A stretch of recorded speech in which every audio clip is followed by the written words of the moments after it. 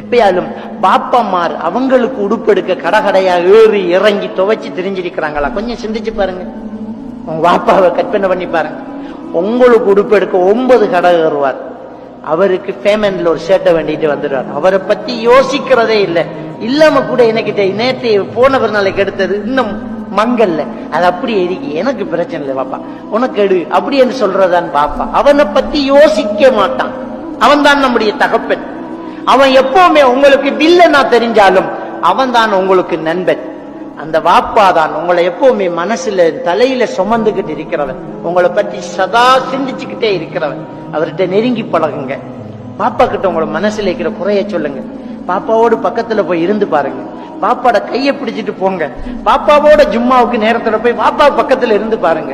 பாப்பாவோட முகத்தை கொஞ்சம் பாருங்க. பாப்பாவோட கொஞ்சம் பேசுங்க. மனசுல இருக்கிற பாரத்தை பாப்பா கிட்ட சொல்லி பாருங்க.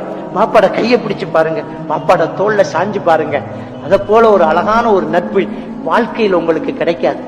மரணிச்சால் தான் நமக்கு அதனுடைய அர்த்தம் புரியும். தகப்பன் மரணிச்சுட்டான் என்றா அதுக்கு பிறகு அழுது வேலை இல்லை. நிறைய பேருக்கு தகப்பனுடைய பொறுமதி எப்ப தெரியும் என்றா அவர் மரணிச்சதுக்கு பிறகுதான் தெரியுது. இழந்துட்டோமே, மிஸ் பண்ணிட்டோமே. எனக்கு எவ்வளவு புத்திமதி சொன்னார், எனக்காக எவ்வளவு யோசிச்சார், எனக்காக எவ்வளவு